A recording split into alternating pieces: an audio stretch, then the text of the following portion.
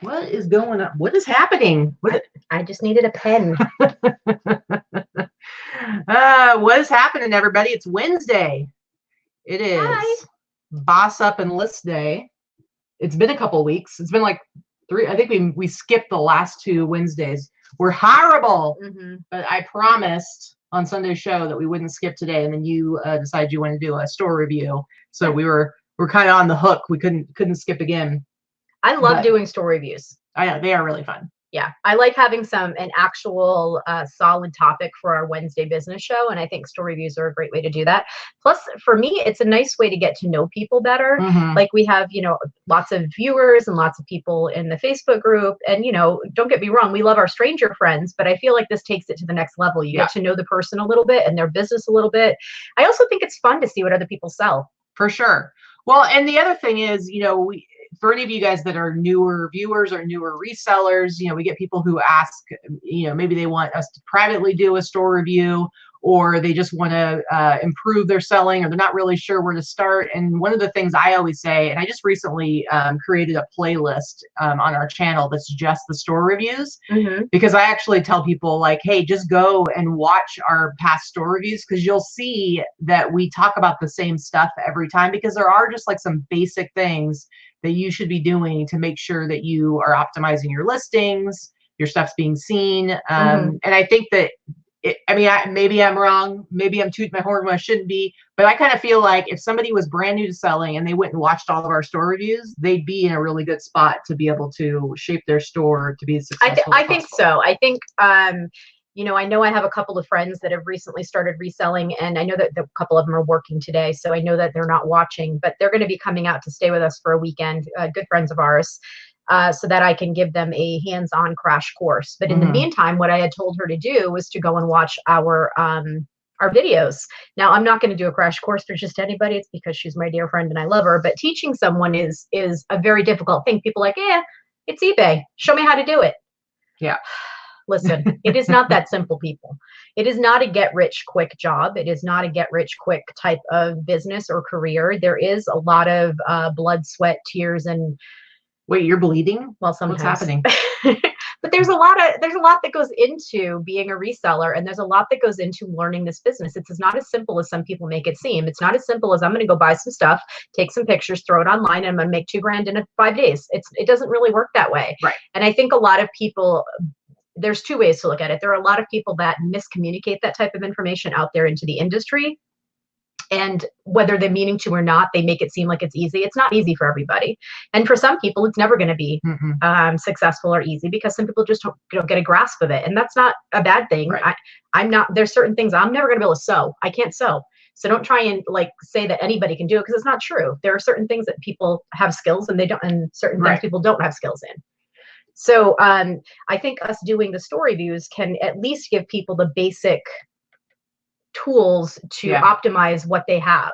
I think it gives a good foundation of what makes for a good listing on eBay. Now, of course, this is eBay centric because we're specifically looking at an eBay store, but a lot of the things that we say, I think, do apply to other platforms. And I think that if somebody were to follow kind of the stuff that we talk about, they're going to have a good foundation. But then on top of that, you got to go out and you actually have to figure out, like, what are you going to sell? Learning either brands or categories, or building up the knowledge on your own just through experience, because it's not going to be the same for everybody. Right. It's not like, and I know that a lot of people started when they first start, they look for brand lists or BOLO lists and things like that. I mean, are you to carry around a notebook and look it up every single tag in a store for something? I mean, come on now. That's not really feasible. That might be a good way for you to catch a couple of brands and try to retain them. But most of it's going to be hands-on doing. You're going to realize, oh, I picked up this crappy St. John's Bay thing. That's not good. I'm not going to do that again. But, it's do and learn. Back when I started, back when I used to have to walk uphill to school. Back in the olden days? Both ways. In when the I snow. was still in high school? No, just kidding. Well, maybe. Really? Well, what year did you start? 2000. Oh, okay. Whatever. You were not in high school, you jerk. I was a few years out. Anyway, back when I started, there was no way to research anything. You didn't have WorthPoint. You didn't have Terapeak. You didn't have, I mean, Google was even just thought of. I think we had Jeeves or something, Ask Jeeves. There was something similar to Google, but I mean, it was really hard to do research. You had to go to the library. You had to own research books. You had to talk to resellers on other forums that were specialized in what you were looking for. There was no way to know this like stuff. You couldn't look up solds on eBay. That didn't exist. That wasn't a thing.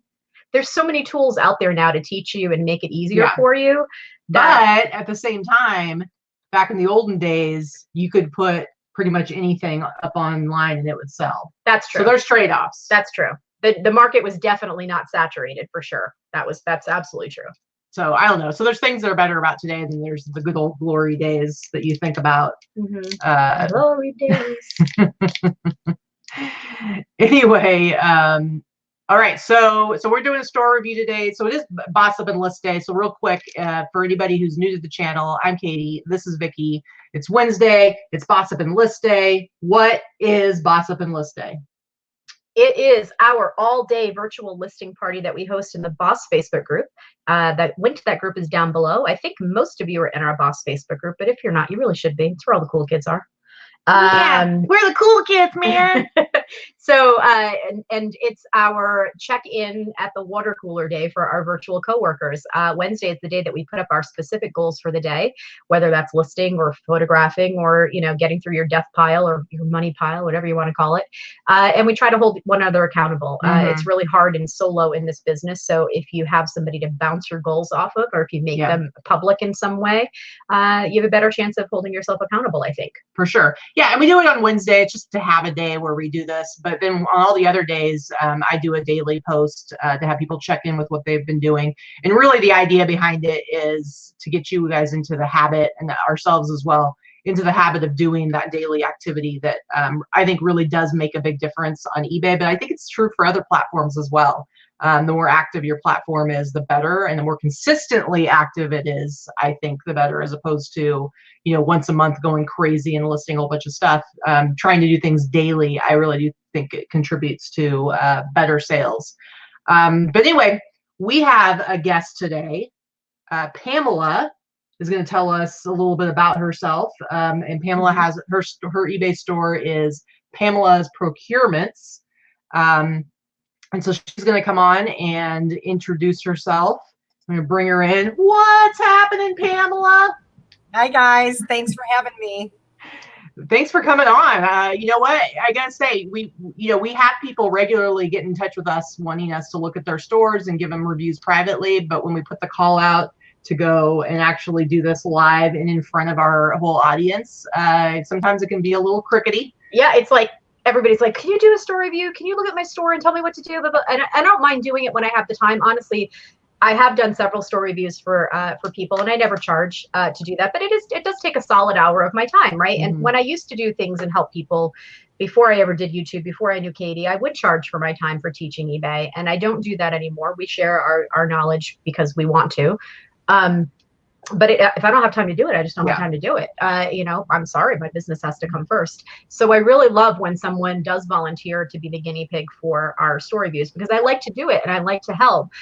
But you got to sacrifice a little bit too. You got to get in front of the camera.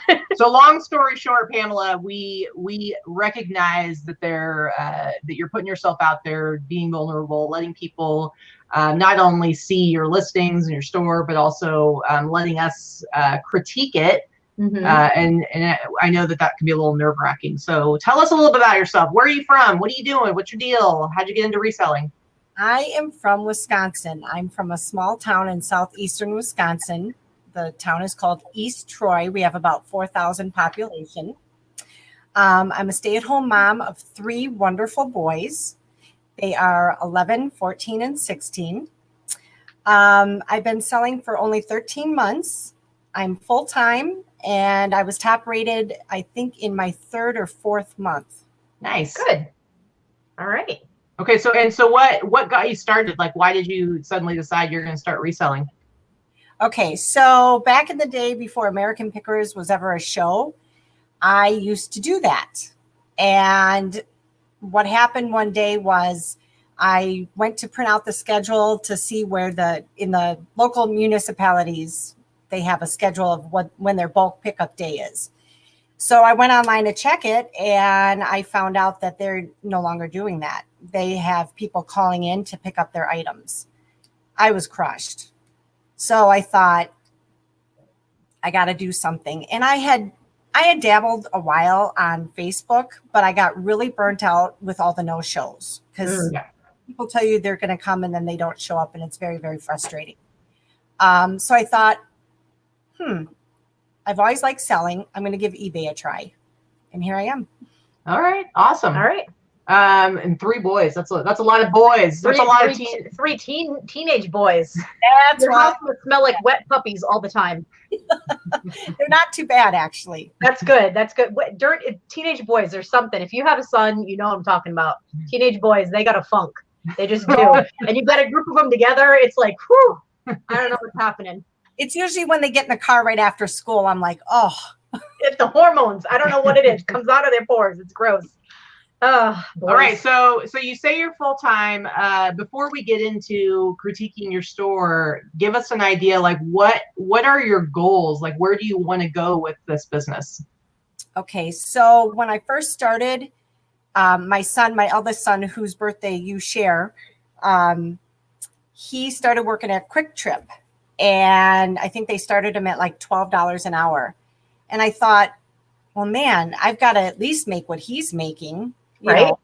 So I did. I set a goal that I wanted to clear. I wanted to net $1,000 a month, and I have hit that goal. Okay. Mm-hmm. And what I'd like to do, obviously, realistically, you want to always continue to grow. I'm not sure. I mean, I've thought about it. Like, most people are going to say, yeah, I want to hit 100,000 or 75,000. I'm not sure how to set that goal even. I mean, you say you're a stay-at-home mom. You started doing this a year ago. I'm assuming you're not dependent on this income to keep the lights on. Oh, heavens, no. So with what you're making right now, you're comfortable. You're happy with it. But I mean, I guess, are you just hoping to maintain? Would you like to double what you're making? I mean, obviously anybody would say, yes, I'd like to double what I'm making. Yeah, but for sure. Yeah, I mean, it's a nice second income. It's a supplemental income. Mm-hmm. But to feel really successful, if I could bring in $5,000 a month, I would really feel like I've accomplished something. Like gross or net? Net would be nice. Okay. Well, because based on what you told us, you're roughly around like $2,000 a month right now. Right. Okay, gross. And do you have any because I know for some people they're like, eventually I want to hire people, I want to build up this huge business. And I know for me, it's like I don't necessarily want to hire anybody. So do you have any intention of wanting anyone to work for you? Nobody could stand working for me. I'm way too. I thought that too. They probably really can't stand working for me, but Yeah, no, I had a friend who recently actually had to quit. Her eBay account got hacked and she just had it. But I was helping her out. When she would come over, we would kind of do listing parties. So we'd sit next to each other on the computers and we'd list. And when it would come time to shipping every time, she'd say, oh, I don't know how to do it. I don't know how to do it. So I would help her. And then I'd just be like, well, here, just move. Let me do it. and I'm like, oh, I'm sorry, I didn't mean it like that. She's like, no, you know what you're doing. You do this every day. So yeah, I have a standard, and it's got to be the way I want it. Yeah, sure. And because you're not, like I said, dependent on your income to be able to keep the lights on, that gives you a lot of flexibility to kind of to shape what you're doing and to move forward and figure out how you want to grow. You've also talked about you're starting, or maybe you said you've already started like a YouTube channel. What are you wanting to do with that? Well, I watch a lot of Flippin' Hippos.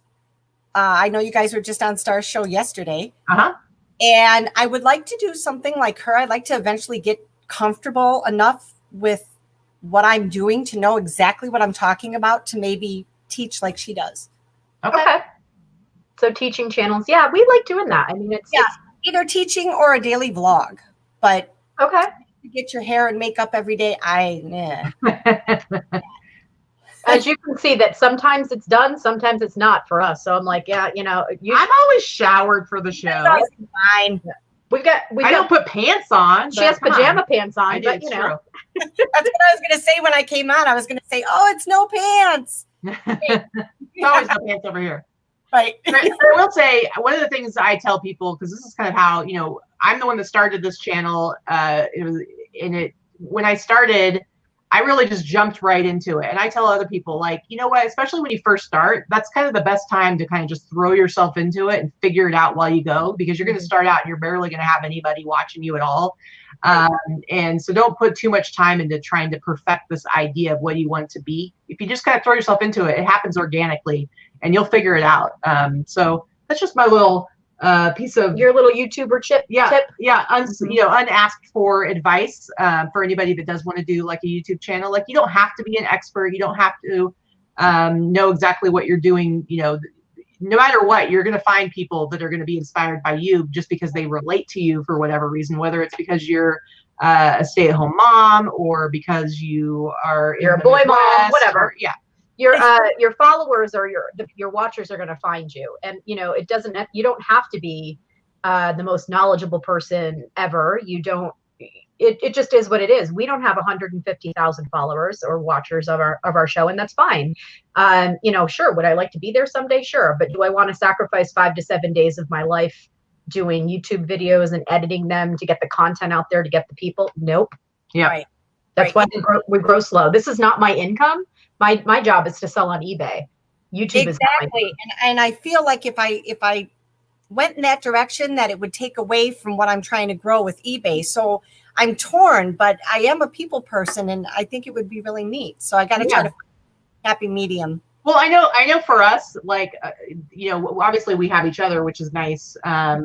But for us, this fulfills a lot of like our social needs as well. Yes. We do get to hang out, and that's part of why we love doing the live shows, beyond the fact that we don't want to have to edit, or I don't want to have to edit because it takes a lot of time. But we get to hang out, we get to chat, and we get to do it without wearing pants and without actually being around the real people being too people-y, Right. Awesome. Yes. And exactly. I agree with you. It's for that sociability.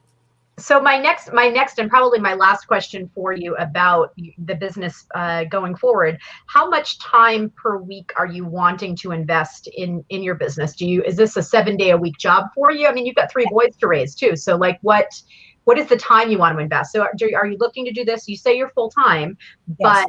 But what does full time look like for you? Is that 2 hours a day?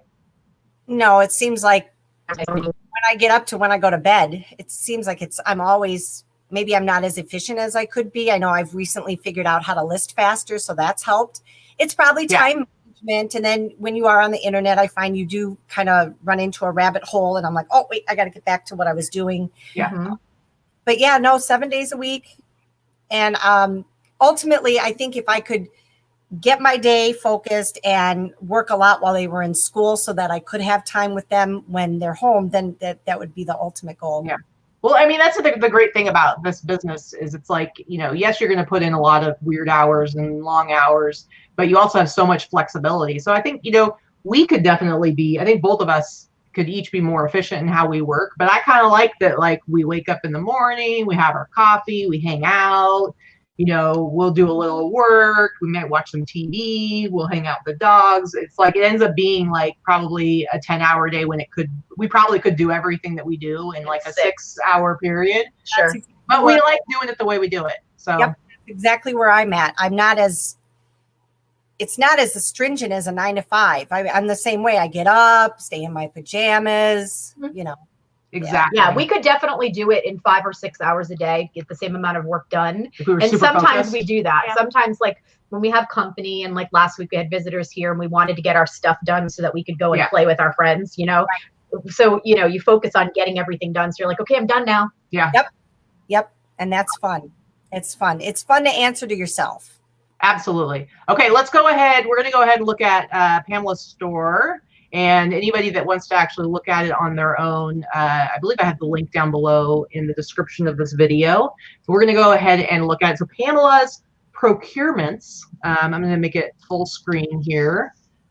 So we start from the store here, but I personally, when we look at it to kind of look at numbers and stuff like that, it's a lot easier to just go and get out of the store and just look at it kind of from an eBay view, where it's the eBay categories and everything. Well, one of the things I wanted to say first is she does have the, can you go back to the header for the store? Because we do talk about that. Okay. Well, that's not the store, that's her profile. Right, her profile with the header is part of the store right there. So I actually like this right here, your description of who you are and what you do. I think you always should have something there. The only thing that I would suggest to change on there is to maybe put a couple of keywords, because they're searchable by SEO. And by keywords, I mean putting actual maybe brand names or things like, can you hit show more there so I can see? Put a couple of keywords like I sell, I don't know, for example, I sell Joe's jeans or Levi's, Converse, that type of thing. Okay.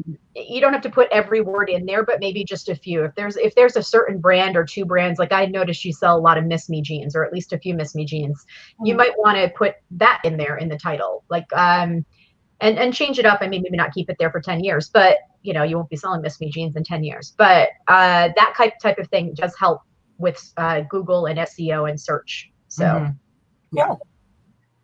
Okay, so I'm going to go through here and click on items for sale. So you have, it says 461 items.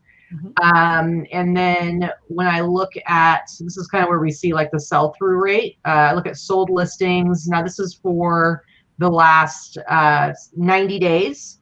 And so when I math it up, for anybody who's kind of curious about their own stuff, if you kind of keep around 450 listings most of the time over the last 90 days, you can figure this out by just taking this number and dividing it by 3 to get the average for the month. And then you divide that by your total number of current listings.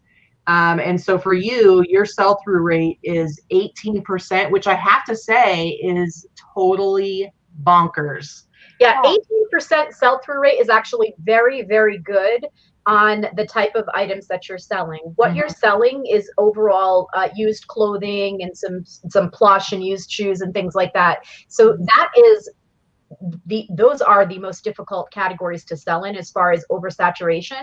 So the fact that you have a sell-through rate of 18% just shows me that that's pretty good. You're hustling, so it tells me that I've got some questions for you, because honestly, that really is super high for the categories you're selling in. And it makes me wonder if my prices are too low. So I'm curious, when we get to that part of it, what if I'm doing something wrong in that neighborhood?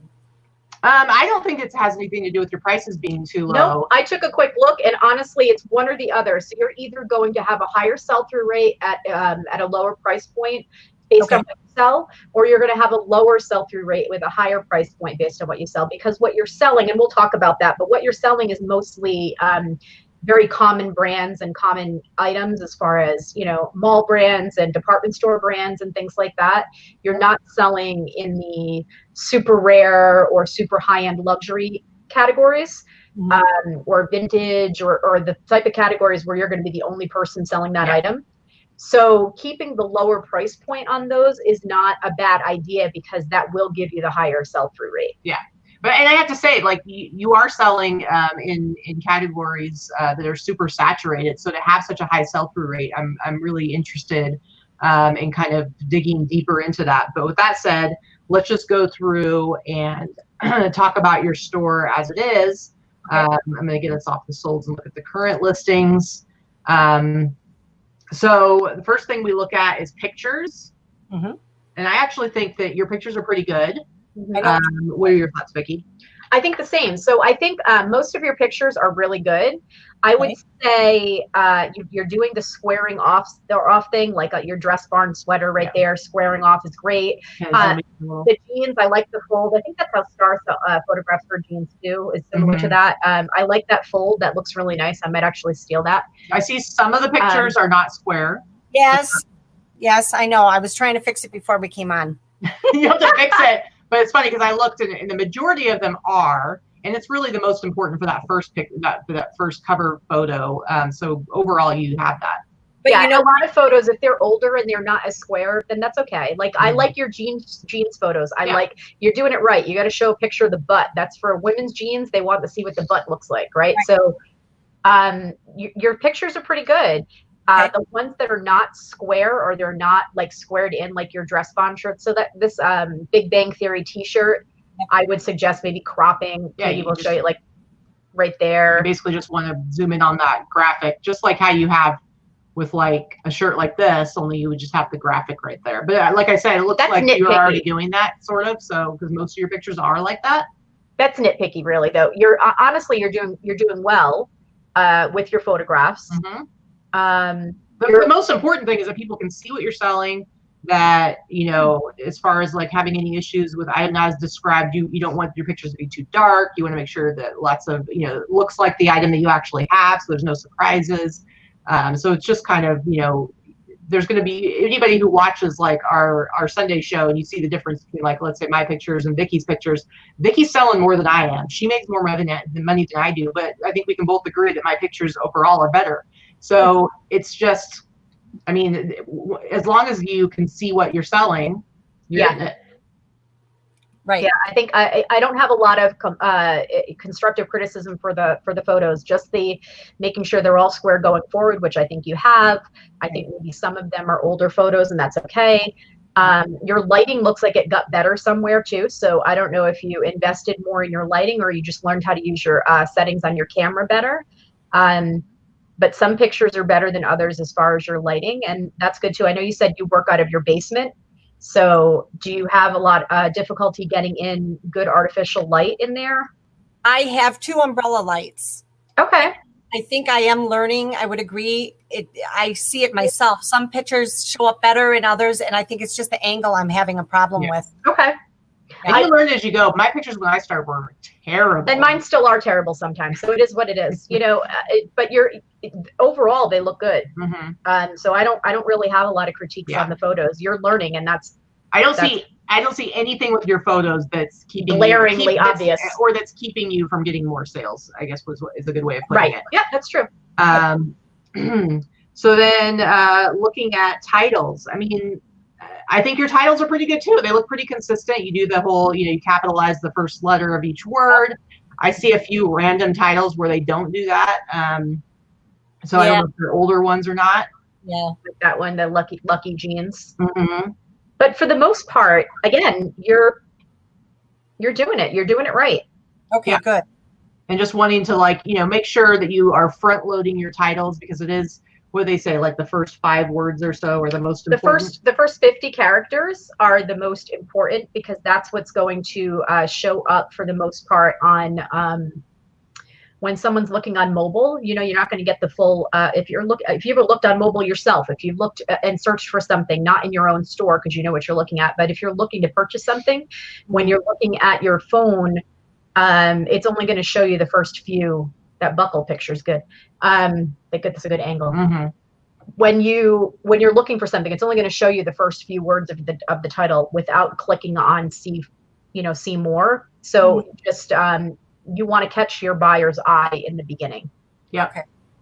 And you want to think about, you know, also like what, you know, put yourself in the place of the buyer, like what words are they going to use to search for your item? Okay. So like, for instance, these shorts, I mean, maybe I don't know anything. Authentic Swimwear, is that like a known brand? I think that's actually the name. Right. Okay. So like, but I don't know if that's like a brand that like is sought after. So I wouldn't even necessarily like in a case like this, I would think about like, okay, what would somebody search to find these shorts? Are they going to be searching authentic swimwear, swim trunks? Probably not. So maybe you would want to think about front loading this with something that they would search for. I don't know. That's just a thought, but everybody has their own way of doing it. Vikki has her way of making her titles. That's completely different from how I make my titles. And so it really has to do with what you're comfortable with. But again, like the pictures, I don't see anything in how you do your titles that to me is keeping people from finding your stuff. No, I agree. The other thing too is are you only on eBay, or have you started cross posting to any other platforms?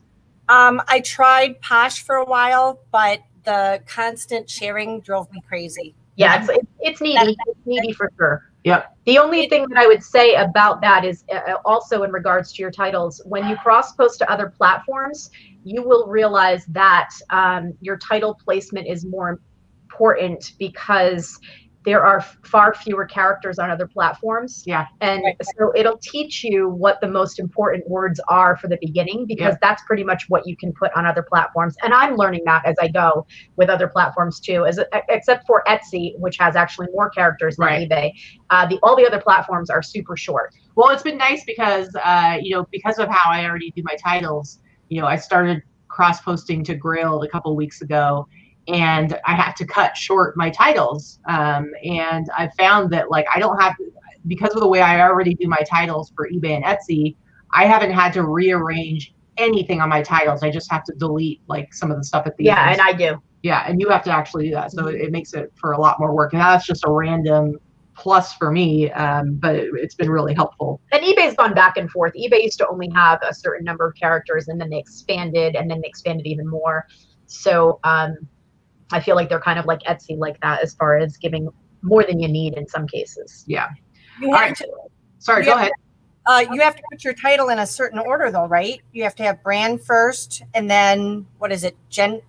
Brand, and then type, and then gender, and then color.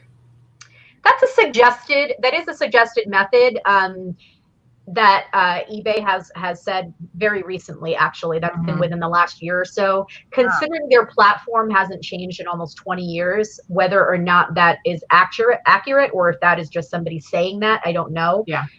There are no, I haven't seen any proof that is exactly what needs to be done. Okay. I'm not saying that they're wrong. I'm just saying that, different people will come out with something and say, this is how it has to be, when nothing else has changed about the way that things are exported to Google or SEO. So should you front load the title? Yes, because some of the reasons that I suggested, but what order it goes in, I mean, personally, I don't put women's or men's or gender in my title at all. And that does not, because it's already, I don't either. It's already in the item specifications. It just takes up characters that I don't want to waste. Right. And so, I guess that's a matter of category. It's already, not only is it going, so like a men's t-shirt, it's going in that category. And now with the item specifics, it also goes under, I think there's the category or whatever where you choose men's, women's, which I don't understand because you're already in the men's category, but whatever. So it really doesn't matter. And the thing about brand is, brand, you want to have brand first. Okay. If it's a brand people are searching for. So for instance, I do a lot of vintage t-shirts. Okay. I don't need to have Hanes or Screen Stars or Fruit of the Loom be in my title at all, really, because that's not nobody's looking for. Okay, I want to find a vintage graphic Hanes t-shirt. No, that's not what people are looking for. The brand's already going to be in item specifics. So I'm going to say, let's say it's, I don't know, Ronald Reagan 80s, t-shirt, whatever. And I'm not in it, but it's on a Screen Star t-shirt. I don't put Screen Star in the title, and I certainly don't put it first because it doesn't matter. It does depend on what you're selling. I think you can leave that up to your own best judgment. What you're doing is not wrong. Not telling you to rewrite your titles or change anything that you're doing. I'm just saying that it's not a be all and end all. It's a suggested way that eBay has said that, buyers search. But eBay has said a lot of things that are not necessarily accurate about how buyers purchase, and have made a lot of changes that have not always been 100%. Yeah. So you have to determine what works best for your business and your store and your sell-through. I personally do very little of what eBay tells me I'm supposed to do, and yet I have great sales. So yeah, there's so many different ways to do titles, like Liz says. It's really just depends on, I guess on your preference. Like I said, I'm not going to put women's or men's or ladies or whatever in my titles because it takes up unnecessary space. Yeah, absolutely. Good to know. Okay, so let's talk about quality of items. So like we said, you kind of do a lot of kind of basic, popular, middle level brands that department store saturated. somehow you have a crazy high sell-through rate, which I'm really curious about. I want to ask you, do you list daily? I try to, yes. I try to get at least 10 listings every day. Okay. And I noticed, I was sorting your store by newly listed, and I noticed a whole bunch of stuff was listed like at the same time, like last night. Are you ending old listings and putting them back up at Sell Similar? What's going on there? No, that was actually listings I was doing. Oh, okay. All right. Because I'm just trying to figure out, like, I mean, I'm not saying that you shouldn't be selling at such a high rate, but it just is really curious to me because a lot of these items I would think would take a lot longer to sell. So it almost feels like it looks like an anomaly, but you're doing something right. Because seriously, like your sell-through rate is crazy high for what you're selling. Yeah. So free shipping, free returns. It's as long as it works for you, that's good. I will question. I guess, are we on shipping yet? We haven't gotten to that yet. I was kind of talking about about the items themselves. Well, here's the thing. Where do you get most of your items? That's a good question. Yeah, that's the thing. I don't have like the Tommy Bahamas. And I mean, I've recently gotten some, and you should have seen me in the store. I almost had a heart attack. And I found like Brooks Brothers, and oh my gosh, but some of the higher end brands that like Rockstar Flipper talks about, we don't have that around here. So I either go to a local thrift stores. There's no rummages here. I mean, it's winter here, so yeah. You're somewhat close to a couple of bigger. Aren't you kind of close to like Madison and Milwaukee? Milwaukee's about 40 miles from here, and I'd say Madison is about an hour. Okay. Okay, not too far. So if you needed to take a day trip to get to do your sourcing once a month or something like that, to get out of your area, it could be possible. Yeah. And I think they have some bins in that area too. Well, here's the thing, like the questions I was asking you earlier, this is why they were important. If you're not looking to hire people and to go to really like grow volume wise, like then the area that you're going to need to focus on in order to increase your sales is your average sale price. So like right now, based on the numbers that you gave us and what we can see, you're at about a $23 average sale price, which is fine. And, when I started, because my first sale was December of 2015. And I remember it was in October of 2016 was the first time I like really looked at my average sale price, and I was at about $20. And once I started focusing on that, I was tracking it. And I remember going from $20, and the next month I had pushed up to 25 and then 30. And now I'm over 60, which I'm not expecting everybody else to do. But if you are going to stay a solo person selling on your own and you want to increase your numbers, then you either are going to like run yourself ragged, right, keeping the same average sale price, but increasing your volume, or you need to increase your average sale price. Yeah, I want to get to 1,000 listings. I want to be able to get 1,000 listings. How do you figure the average sale price? So the average sale price, that's just looking at, so I mean, even if you just look at your 90-day on your in your app, your 90-day total, and just divide that by the number of listing or the number of items that you sold in that time. Oh, okay. All right. And so that puts you at about $23, which is good. I mean, it's like I said, when I started looking at it, I was close to doing it for as long as I was about 10, 11 months into selling on eBay. I hadn't really thought about it before then, and I was at about $20. And I started like actively doing things to increase that. And that's, so that's kind of like what you're going to want your focus to be. Again, everybody has a different sales model. We had our friend Trish on for No Pants Friday a while back, and her sales model is that she has 4, 5, 6 people doing photographs and listing for her, and so she can do super low average sale price but make really good money because her volume is so high. Yeah, right. She ends up being like $6 average profit when all is said and done on all of her items, which for me would never be enough, but for her, because she's doing such high volume, she's very successful. So if you have the ability to get better items, that's going to be the only way that you're going to be able to increase your average sale price. Not the only way, but one of the only ways.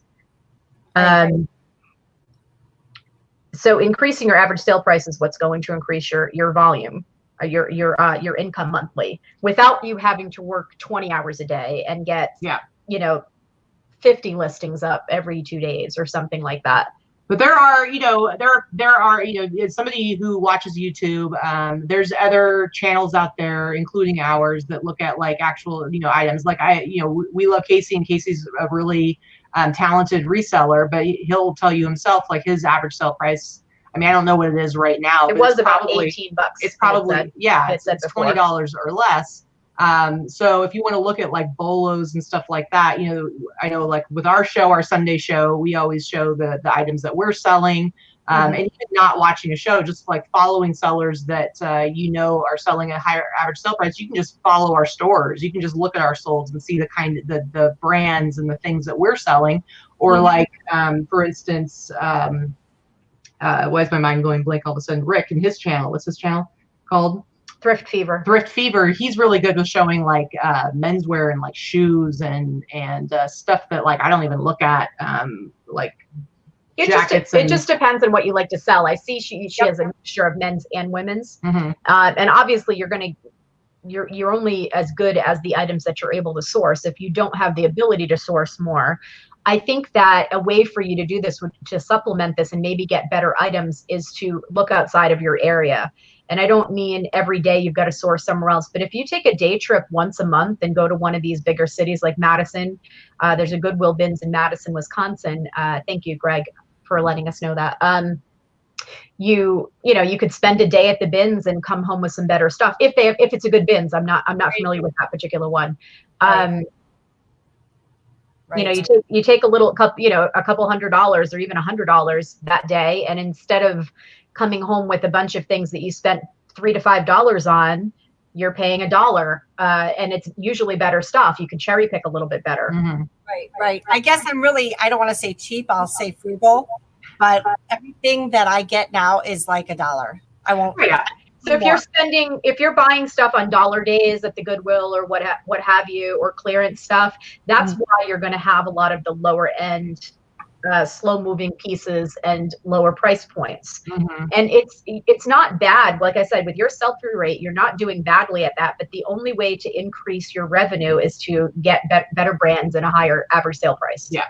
And you spend money to make money. And more listings though, because you're right. If your goal is to hit 1,000 listings, and right now you're just under 500, I mean, everything else staying the same. If you go to 1,000 listings, logic says that you should double your numbers. So that there's nothing wrong with that goal either. It's just, working, kind of doing both of those at the same time, looking at increasing your average sale price. And let me tell you, I started out at the bins, that all I was doing was the bins for like the first year. But as I learned, because I knew nothing about the stuff I was selling when I started, I didn't know anything about clothes and what was worth what. A lot of it was instinct and then just trial and error. But as I learned brands, and because I was focused on increasing my average sale price, I got to where I was more and more comfortable spending a little bit more because I could only do so much at the bins. And so now, I think you just recently started following us. I am spending up quite a bit, but it was a gradual thing, and it comes with the knowledge that of what sells and how much you can sell it for and what you can afford to spend. Well, it's like a wish come true that you guys had me on your show, because recently I have been really watching your t-shirts, and I just messaged somebody in one of the Facebook groups, and I'm like, does single stitch mean that it's automatically a vintage t-shirt? Like, what defines that? And they're like, oh, well, go look at Katie and Vicki's channel. And I'm like, but I have, and I still don't know. But I want to get into stuff like that too. Yeah, and that's one of those things that you just kind of you learn it as you go. And with something to specifically address that, it's like, not always. And that's where it can be, I know it can be a little bit frustrating, because people want to know what's the set rule. There aren't any cut or dry set rules when it comes to vintage items. Just because it's vintage doesn't mean it's valuable. Just because it's single stitch doesn't mean it's worth buying. Just because it has single stitch doesn't necessarily mean it's vintage. Just because it doesn't have single stitch. It's enough to drive you crazy. Yeah, it's kind of hard to learn the nuances, which makes it also very difficult to teach the nuances. So we do try to do that. But I really think that you don't have to jump from $1 an item to $20 an item to increase your average sale price. You can do gradual. You can do a little bit more. Okay. And I really would recommend getting out of your comfort zone where you're already used to sourcing for $1 everything. Yep. and going somewhere else, getting into a different city, going to, to the bigger city or what have you. You're going to have a better variety. Mm-hmm. And even if it's just the bins, you're not necessarily going to be spending anymore. You're just going to spend more time getting there and back. But make it a day trip.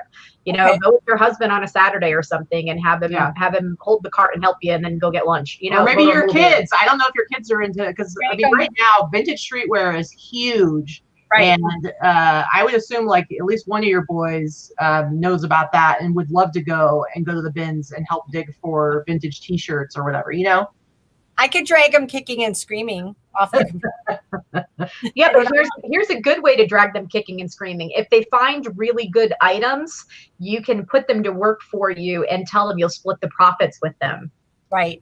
Or give them a portion of the profits if it's something really good. Not the bread and butter $20 and $25 items, but if they find something that's going to sell for $100, be like, all right, I'll give you a 30% finder's fee once it sells. Or kids are motivated by money, let's face it. Yeah. Especially teenagers. Yeah. Well, I'll try that. Or food. Motivate them by food. At that age, that's all they care about. It's like food. They're always like, I'm so bored. I'm like, well, help me take pictures. Yeah. Help me measure this. Yeah, no, that's not going to work. But maybe, hey, if you come with me, then we'll go out to lunch after, and you can get, you can pick the place or stuff like that. I mean, trying to motivate them. Yep. Yeah, for sure. All right, let's talk policies. So overall, we see that you have, like free shipping, free returns. And so those are kind of in line with eBay's best practices. There was one thing that kind of jumped out at us, and it doesn't affect all your listings, but there are a couple places where it's like, oh boy. Yeah, I know. Sorry if I'm making people sick by moving really fast here, but let's look at this good stuff, delicious sugar daddy flush. Okay, it's $19.99. Pamela. Yes. Look at how much it's charging me to ship that. Because I put it as priority. I should have done a flat rate. And just within the last couple weeks, I was listening and I did something and it popped out to me and I was like, wait a minute. Hold on a second. Hold on. Sorry. So Dana just got here. Oh, excuse me. Yeah. Dana just got here, and because, oh my, it's gonna be crazy. Out of control. So Dana just got here, and because she is the giver of treats, right, spoils our dogs. Ridiculous. So she spoils our dogs way more than we do. So they lose their ever-loving minds when she comes in. That's what we said yesterday, yeah. They do not do this when we come home. No, they couldn't care less. They you barely lift their heads up. Right. Like, Anyway, sorry. So yeah, so this is because it's priority, but it's also because it's calculated priority. Right. And I haven't had time to go through and fix those, but I do know that is an issue, and I will be on that. Yeah, and it's not, like I said, it's not, we didn't notice it on many of your listings, but there were a couple of them. Mm-hmm. And I don't know like how you're doing with like shipping. Do you use FedEx at all? No. Do you know if you have a FedEx in your town? Yes, we do. Okay. I probably should. I know. Do you have a Walgreens next to you? In the next town. She's in a really small town. But so like, I don't use FedEx at all because nothing I list is large. Right. But I mean, it makes a huge difference for you. Why don't you talk a little bit about like when you should be using FedEx? So when you're, this is one of those times. So you should be using FedEx for something like this sugar daddy thing, because it probably only weighs about 3 pounds or so. First of all, you should probably just be putting it in a big poly mailer, but because of what it is. But if you didn't have something large but not heavy, like people have talked about when we went into dimensional weight, say you're selling a pillow. A pillow is going to exceed dimensional weight, but it's going to weigh about 2 pounds. So you put it in a poly mailer or you put it in a box even, depending on what it may be. And you should be choosing FedEx Ground. Like I said before, use a flat rate because you're on one side of the country, sort of.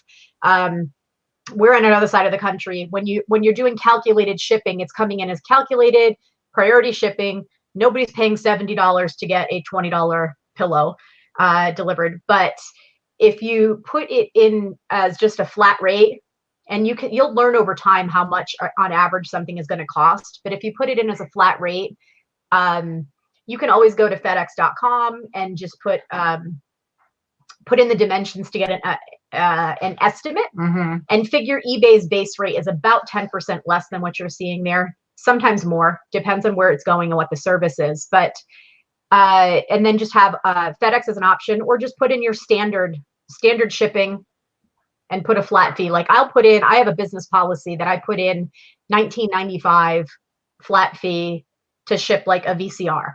Now I know sometimes the VCR is going to cost me $30 to ship if it's going to the East Coast, but sometimes it's going to cost me $15 if it's going, to California. So sometimes I'll make a little bit more and sometimes I'll make a little bit less, but nobody is going to balk at a $19.95 shipping fee on something big and heavy. But if they saw the calculated priority said $64 to go to Florida, no one's going to buy it from me except somebody that's right next door. That's a mistake. I am so embarrassed that's even on there. No, don't be embarrassed. Everybody does it. This is helpful for everybody. And I would say with something like this, she's saying how she'll estimate and it's okay. But I'm going to say with something like this, where the price itself is only $20, you're going to want to know exactly how much it's really going to cost from whatever the furthest region is for you to ship to. Because the last thing you want to do is have it cost $10 more than you charged. Like if you put a $20 flat fee, right, and it ends up costing $30, then you and that's why I said to use it. Go to FedEx.com to do the calculations until you get more comfortable with the way that it works. Because they also have dimensional pricing, but it is nowhere near as ridiculous as Priority has gotten. Yeah. What about pirate ship? I know that's talked about a lot. That's more for heavy stuff, though. Pirate ship is for smaller items, not for anything that is going to be in conventional weight pricing. So pirate ship is going to be, you're going to save money on the small but heavy item. Okay. So say you've got, say a bowling ball that's, a 3-pounder and or 8-pound and it's this big. You want to look at, for pirate ship, it's 12 by 12 by 12 is pretty much one of your measurements that you want it just to be smaller than. So pirate ship is definitely something to look into. We did do a whole video on that. You can buy any labels, any USPS labels on pirate ship, but where you're saving your money on pirate ship is, like she said, smaller but heavier items, going by the cubic rates, or for international, first class international, using their simple export rate. That's where you're going to save money on pirate ship. But for your bigger stuff, it's going to be FedEx, like what she said. And somebody else, I don't remember who said it earlier, said that, they think one of the hardest things, most difficult things to learn as a new seller is shipping. It absolutely and it's so true. And it's so true. But one of the things I've said a million times before is mastering shipping gives you a huge leg up over other sellers, because a lot of people are just wanting these like super easy apps like Poshmark and stuff like that, where they make it so easy for you to ship. And that's great. But when you master shipping, it will help you to be so much more successful than other sellers. Yeah, and it really does depend on where you live too. If you live smack dab in the middle of the country, this shipping conversation may not really affect you very much. But if you live anywhere near either coast, it's going to affect you, because you're going to pay more. Your customers are going to pay more going to the other side of the country. But if you're smack dab in the middle, it doesn't really affect you quite as much. But you really need to be well versed in all the different shipping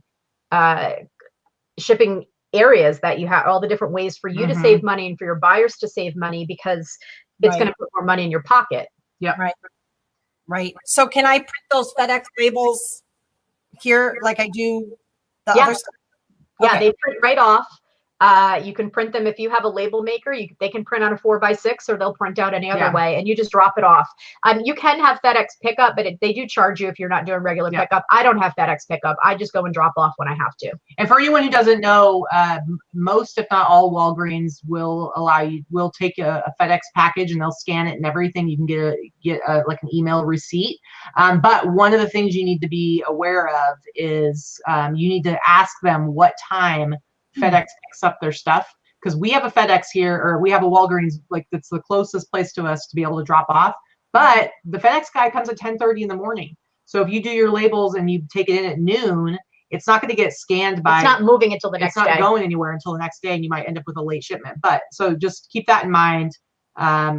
If you need a really convenient place to be able to drop off your packages. Oh yeah, and see, Victoria Smith said some Walmarts are now adding a full FedEx store inside. So ours have not done that yet, but maybe they will. That's very cool. Okay, so we are just about out of time.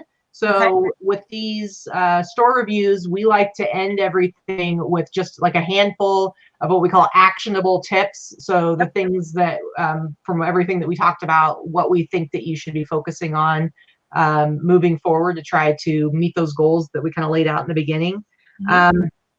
So honestly, I mean, some of them are just so tiny. It's like tweak your photos a little bit.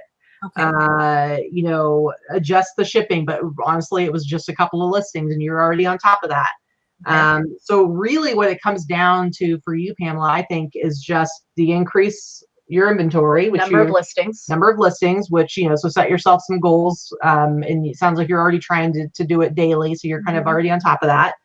And then the other one would be focus on increasing your average sale price, which is exactly what we've been talking about. And that's just going to come with, you know, if you're already picking up a set number of items and you're comfortable, get yourself out of your comfort zone, maybe spend a couple more dollars to get a better quality item.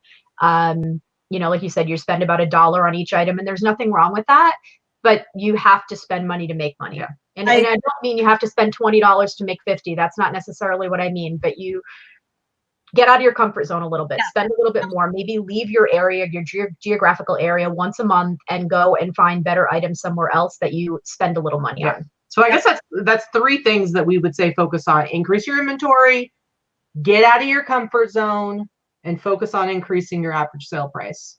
I think those are like your three things. Because that's, and honestly, guys, anybody who sits down and like actually goes through and watches like all of our store reviews, you're going to hear the same things come up again and again, because it really is, there really is kind of an equation to it. It's like once you dial in your listings, meaning your pictures, your titles, your policies, and stuff like that, then once you have that dialed in and you kind of know what you're doing, then it's really just about your inventory and like building an inventory and having regular activity and growing your average sale price, or growing your volume, in which case you might want to hire people and do it that way. It really depends on what your model is going to be.